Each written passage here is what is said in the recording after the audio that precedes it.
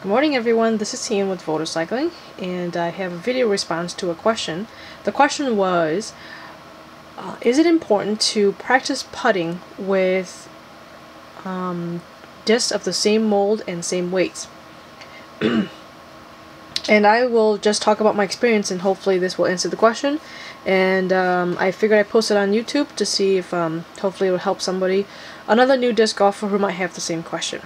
So as a beginner, I was only concerned about getting these darn things to fly far and not so wobbly so that I didn't look like a dork. But anyways, so I wasn't really concerned with my putting game yet at the time. I was concerned about getting my disc to go far. But as I progressed through my game, I was able to get my disc to go farther off the tee, and you know, I would make this beautiful drive, long beautiful drive. My disc would land, I'd get to my lie, and I would have about 30-foot putt, and my putter wouldn't go anywhere near the basket.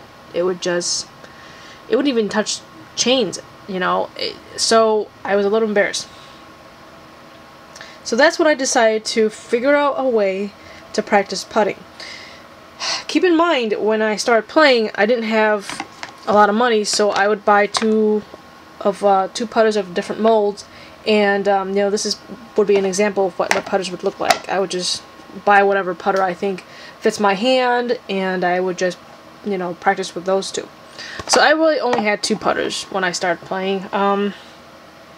But back to what I was thinking about, how I can get my putting game down.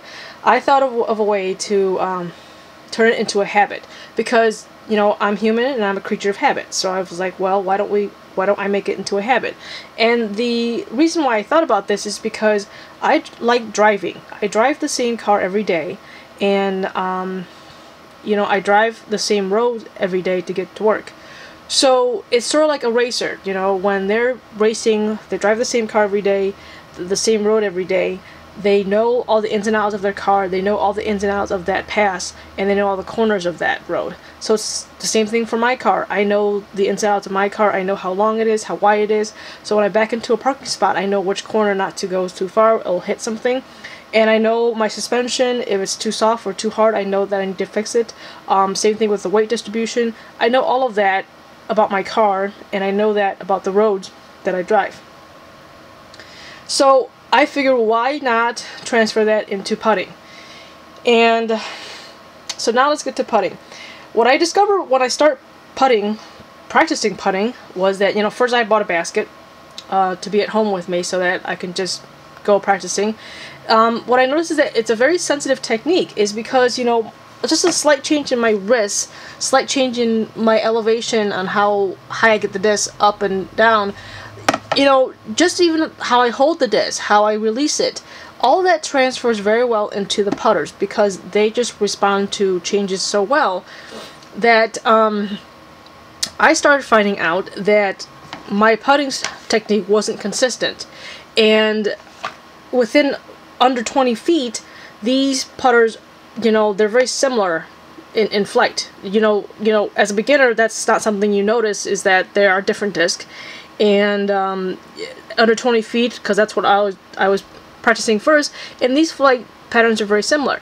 But as I went out to 20 feet and above, that's when I noticed that on the same hyzer, on the same release point, the same technique, these putters do fly differently. The Challenger definitely has a little hyzer at the end, and it actually hyzers in much quicker than a magnet would. And that's what I discovered, is that 20 feet and out, I had to start compensating for what one disc has over the other, or one disc lacks over the other, per se. So I discovered that my technique wasn't going to be consistent if I continued to use two different molds to begin with. So then I started realizing that I should buy, you know, stacks of the same putters. And that's when I discovered that they should be the same weight, because, you know, when they're the same molds, I can hold them a certain way in all conditions. So from the distance from the basket out, different distances, I can still hold the same way, but I just need to put more power on it because it's the same mold. My hold hasn't changed. The problem is that with different weights, you know, this one is 173 grams. and I believe one of these is 175 grams. So the 175 grams at 20 feet away, I would have to give the 175 gram just a little more power to get it to fly 20 feet versus the 123 gram, a slightly less power, it will get to the basket.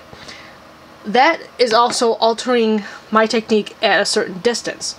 So that's when I realized that if I buy putters of the same weight and the same mold, the hold would be the same, my release point would be the same, and if it's the same weight, my power in my technique would be the same at a certain distance. So the distance and the weight are all related. You know, the whole entire putting technique is related. The distance from the basket, the weight of the putter, the mold of the putter. If all that is consistent, then my putting technique became more consistent.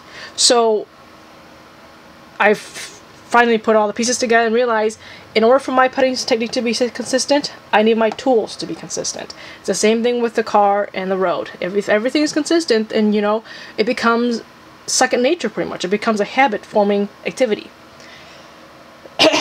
So with that being said, you know, if you were to watch this video and you were start practicing putting, that's something you have to consider, is that when you go, the farther away you go from the basket, your style the only thing that should be changing is how much power you put in that disc, and then as far as whether you put a hyzer or not, an anhyzer or not, onto the disc is dependent on the disc you've been practicing with. So you know all that, you know all the nuances, so that when you're on the course, if you know that you're about 25 feet out, then you just remember what you did in practice with that disc to get that disc into the basket, and that's all you have to do. Because you've already gone through the practicing mode, you've already practiced in these conditions, in wind conditions, elevation, distance, how far it is out, you know, whether you have to spin putt, you know, to get a jump putt to get it to go in, all those nuances, you've already worked on those. So that's what I did. I've worked on those already, so when I'm on the course, if I make a mistake on one hole, on a putt, then I know what to do different in the next putt, and I would, you know, judge that based on elevation, wind, and all that good stuff. Just a quick note, I don't know if I talk about this, but if I putt with the same putter as a magnet, I mean, like if a mold that's similar to a magnet, you know, I would notice a difference in the way I hold it, so I would have to alter the way I release the disc because I hold it a little differently, and that's something that you need to consider when you're putting with the same style of putters. Even though they are beadless and they're in the same class of putters, they are still different molds, and you still hold them differently. So that's still technically an alteration in your technique. So keep that in mind. So basically, I started to get to know the ins and outs of my putters and what conditions, so that when I'm on the course, like I said earlier, if I miss one putt, I know how to fix that mistake in the following putt, because the putters I have in my bag are the ones I've been using to practice with, so I already know what to do next. And then also, if Mother Nature decides to be mean that day, I already know what to do, because I already know how these putters fly in the wind or rain and all that, all those factors. So hopefully this helps. If you have any questions, leave a comment in the comment section or message me. And please subscribe to my channel so I can bring you more videos. And until next time, I hope you guys have a good day and happy golfing. Bye-bye.